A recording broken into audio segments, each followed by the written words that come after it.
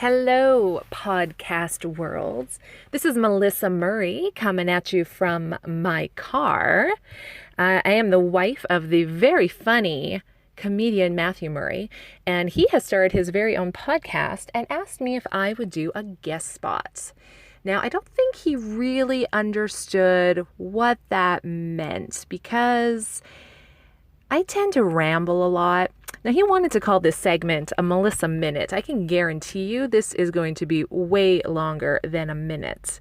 Also, I should tell you right now, I do not have one of those super expensive podcast microphones, which I hear is the key to an absolutely awesome podcast. So this could be really disappointing for you because I don't have one of those microphones, I hear Matthew Murray has one, but I don't. And he didn't offer me to use his. So this is what you got. So hopefully it's going to be okay. So a little bit about me. Like I said, I am married to the very funny comedian Matthew Murray. We have one beautiful 3-year-old daughter together. And I'm currently a stay-at-home mom. Now, that's great. I love being a stay-at-home mom. And, I have to give a big shout out to Matthew Murray for working really hard and working extra hours every week just to make it possible for me to be a stay-at-home mom and take care of our daughter. Because, a one-income family in today's world is not easy. It's really hard. And luckily, I have an awesome husband who supports the decision of me staying home with Violet. He agreed that was probably the best decision for us instead of putting her in very expensive daycare. So I love being a stay-at-home mom. One downside to being a stay-at-home mom is I literally have a 3-year-old and our Chihuahua to talk to 24/7 every day.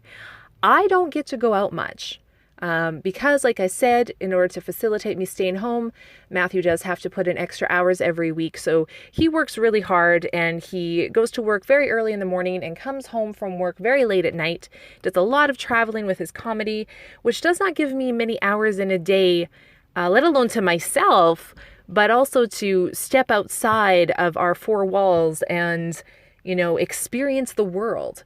So considering I only have a 3-year-old and a Chihuahua to talk to, this podcast could get really intense because now you guys are all my very best friends and I'm going to just talk to you because you're adults and sometimes you just need to talk to an adult. So I'm not really sure what my topics are going to be. One thing I'll tell you about me too is I am a straight shooter. I don't sugarcoat shit. Oh, and that reminds me, we need to put an explicit warning on this because I tend to swear a lot. I'm not sure if Matthew is swearing a lot in his podcast, but get ready because there's going to be a lot of swearing coming at you here. But yeah, I'm a straight shooter. I don't sugarcoat anything. I tell it like it is. I'm brutally honest. And I'm not that way to hurt anyone's feelings or to be mean. That's just who I am. I think honesty is important.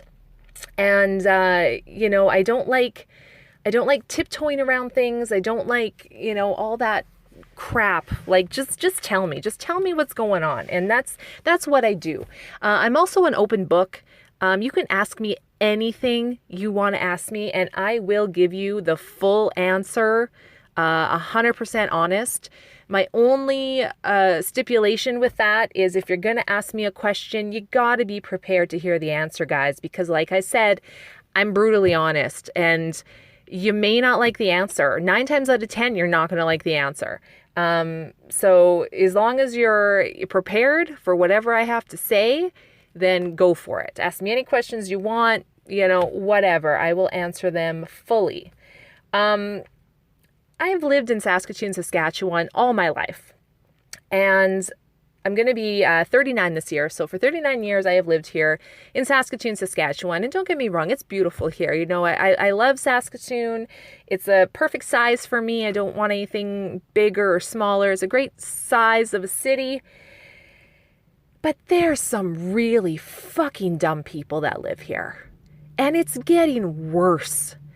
And I'm sure, wherever you live, there's probably dumb people there too. But you have not seen the stupidity until you have lived in Saskatoon. And I think that's what I want to talk about today. Now, there's a lot of stupid things that I see and I hear every day, and there's so many topics. So the nice thing about that is I'm never going to run out of things to talk about. The first one I want to talk about, I actually came across last night. Now, like many of you, I scroll Facebook a lot, and I come across some really stupid things, and sometimes I comment and sometimes I don't. But I had to comment on this, and I don't know, give me, tell me, what do you think about this? Because I'm going to change the names here to protect, the people I'm talking about, because the point of this is not for me to call anybody out or to, give you names of people that I think are stupid. That's not what I'm trying to do here. I'm just trying to have an outlet to talk to you about things that I find aggravating or don't make sense. And this is my outlet to do that. So I'm going to change the names here. Now I'm just going to read you a couple things. Now the first one here, this is what it says. And again, changing names. This is a GoFundMe page started by a friend of Trina's to try and get our inventory back. We have had such an incredible outpouring of support through all this, with customers donating products to us to sell and customers coming in and spending their hard-earned money. And obviously, we prefer that because then we get to see you and visit and see you walk out with something cool. We're just putting this here in case you live out of town and want to support us. Even if you just want to share it, but there's no obligation. Just a last-ditch attempt to get the word out. We appreciate you no matter what. And then after that, there's a link here to the GoFundMe page. So just reading that portion, I thought, oh my God, get their inventory back. Did they get robbed? What happens? I'm starting to feel for them. I'm starting to let my guard down and my emotions take over. And then I click on the link for the GoFundMe, and this is what I read. Now, first of all, they have raised $540 from 9 different donors. Now, that $540 is toward their goal of $38,000. Let me say that again. $38,000. What the fuck? So then I read the GoFundMe, and this is what it says. Tim loves comics and pop culture. Always has, always will. Comic books were his lifeline as a child, and that continued into adulthood, along with his dream to own and operate his own store. Tim's vision and passion is to take his love for comic books and pop culture and make a difference in people's lives. The vision became a reality a couple years ago when Tim and Trina decided to take the plunge. They cashed in pensions, RRSPs, remortgaged the house, and sorry, I'm trying to think of a name change here. And Comics for All and Collectibles was born. Okay, first of all, who the fuck cashes in pensions, RSPs, remortgages the house to start a business? Number one, that is the most stupid thing I've ever heard of in my life. Businesses pop up all the time and businesses fail every day. Why would you risk your retirement, your home, to start a business? Now, don't get me wrong. I'm not saying don't follow your dream. Don't try to make it a reality. But start small, people. I mean, fuck, Do it out of your house. Get an online presence. Do an online store where people can order comics online and you ship them out to them. Do it in your basement. Do it at your kitchen table. Start small. See if it's going to work. And then if it's working and people are supporting you and you're making money, then eventually when you have enough capital or you secure an investor, then you can get a storefront. Now, let me stop you right now because I know you guys, some of you out there are getting mad at me and saying, well, Melissa, what the fuck do you know about business? I'll tell you what I know about business. I owned and operated a very successful wedding store in Saskatoon for over 5 years. I am not talking out of my ass. I get it. I've done it. I've started a business. I've ran a business. I know the struggles. I know what you have to juggle. I know all of that. So I'm not talking out of my ass, guys. I'm talking from experience. I get it. Okay? So that was the first thing I read. And I'm like, what the fuck? Okay? Carrying on with the story. One of their first projects after opening was to form an alliance with the Comic Books for Kids program. This cause is near and dear to Tim, and he is determined to do his part and make a difference. They have been providing comic books to hospitals and children care facilities like Ronald McDonald House and Alvin Buckwold School, so the kids can escape the troubles and challenges in their lives, if even for just a few minutes, and let them be kids. As new business owners, there were a few mistakes and a lot of learning along the way. The biggest challenge has been dealing with their monopoly distributor who has unrealistic payment terms, requiring them to pay up front for their orders. That hurdle was overcome on August 14th when they finally won the fight with the supplier and secured much better payment terms. Let me read that line again. Dealing with their monopoly distributor who has unrealistic payment terms, requiring them to pay up front. Welcome to fucking business. 9 times out of 10, you have to pay for your shit before they'll send it to you. Like, what do you think? Distributors are just going to give you stuff for free and say, just take it. Once you sell it, then you can pay us. I don't fucking think so. You're reselling items. That's what you are. You go, you buy comic books and collectibles at a discount because you're a wholesaler. You pay them that discounted wholesale price. Then you take it back to your store, you price it, and you sell it. And that's how you get your money. Like, I don't know what these people were thinking. Like, oh my God. So as I'm reading this, as you can tell, I'm getting angry and angrier and angrier. And then it gets better, guys. It hasn't been an easy road for the business, and money is tight. In order to keep product on the shelves and customers coming in, they had to juggle things around to keep the distributor happy. This caused other challenges, as now other payables and obligations had to be renegotiated and fell behind. The big one being rent. All through this process, they have been very transparent with their landlord, explaining the challenges, and felt the landlord was working with them. This all changed on August 15th, when the landlord seized their entire inventory. He has given them 5 days to come up with $38,000, which includes the rent arrears and 3 months rent in future, or he will be selling off the inventory. Besides the hit they will take as a local retail store, they are really upset because all the kids' comics that were designated for delivery to the Comic Books for Kids program were included in the inventory that was seized.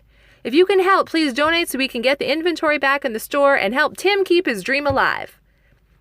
Well, wake up, fuckers. If you're not going to pay your rent, then yeah, your landlord can seize your assets. Like, did you not read your lease contract? I don't understand why this is such a surprise. $38,000 in rent arrears? That's a lot. Like, you obviously haven't been paying rent for a very long time. It doesn't matter if you talk to your landlord and you communicate and tell them, oh, we'll pay you soon, we'll pay you soon, we'll pay you soon. Unless you get him to sign an amendment to the lease that says he agrees to you to pay back, a certain amount every week or whatever you decide on, unless he signs something like that, then damn right he's going to seize your assets. You haven't been paying rent. Like, I just don't understand.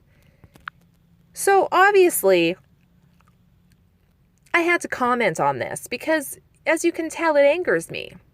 And I just think it's really fucking stupid. So I started by saying, I understand the struggles of juggling everything that comes with having a business, but you must have known that not paying your rent would result in this outcome. Like, to me, that's pretty clear. It doesn't matter if it's a business or a condo or an apartment or a house. You have to pay your rent every month. That's just common sense, isn't it? Their response to that, Melissa, we were paying our rent. We were communicating constantly with our landlord and making weekly payments. We just won a major battle with our distributor, which would drastically improve our cash flow. It's not like we were ghosting him at all. And all we asked for was 2 more weeks to get caught up. By taking our inventory, we're now unable to pay him. Kind of defeats the purpose. So thanks for your opinion, and if you don't want to help, that's fine, but maybe you should know the whole story before you judge. My response. I read the story. It said you fell behind in rent. Yes, it said you communicated with your landlord, but if you don't get him to sign an amendment to the lease, which agreed upon terms to catch up, the original lease stands and he has every right to do what he did. Sorry, you're in the situation, but the landlord didn't do anything wrong. Their response. We never once said he didn't have a right to do what he did. Just because you can do something doesn't mean you have to do it. This isn't just business. There's a human element. Again, thank you for your opinion, and if you don't want to help, that's fine. I don't understand your motive in judging. My response. Business is business. If every business that made bad financial decisions expected other people to give them money to continue running their businesses, everyone would be broke. And I also don't get her comment that said, just because you can do something doesn't mean you have to. This isn't just a business, there's a human element. You know what? Where's your human element of not paying your rent? You're trying to make the landlord sound like the bad guy here, but the fact is you didn't pay your rent. Their response, wow, there is no expectation and the support from the community has been quite overwhelming actually. We are not in this situation from making bad business decisions. Feel free to come talk to us face to face and get the whole story. Or better yet, until you can say you do everything perfect, maybe you shouldn't judge. Again, what is the point of your post anyway? To make us feel worse than we already do? No, my point is you need to take some responsibility for your fucking actions. Like, seriously. And how am I supposed to come talk to you face to face when your store has been seized? You're not there. Your business has been closed down. So again, I read the article. Why would the information be different face to face? Like, are you telling me the information in the article is not true? Like, I don't get it, man. Like, this is my point, people. No one takes responsibility for anything. When did that change? When did it become just easier for people to just deflect everything and blame other people for your actions? I was talking to Matthew about this, and I read him everything I just read you, and he gave his 2 cents, and he reminded me, because I actually never heard of this comic book store. It's been in Saskatoon for a couple of years, apparently. And he says to me, he's like, I think that was the store that was downtown. They closed downtown because they were running into financial issues, so they moved to a place with cheaper rent. Now, I don't know if that's accurate fact or not. He could be thinking of a different store. But if that's true, then this isn't the first time. And I love how she commented with, we're not in this situation because we made bad financial decisions. Are you sure? Because I think you are. If you chose to not pay your rent because you wanted to pay your distributor instead, that's the decision you consciously made. I'm not going to pay my rent. That's like being in an apartment saying, I'm not going to pay my rent today. I'm going to go shopping. But it's okay. I'll just tell my landlord, I'll pay him later. It'll be fine. No, it fucking won't, people. Like, come on. Take responsibility for your fucking actions. Quit blaming other people. Grow the fuck up.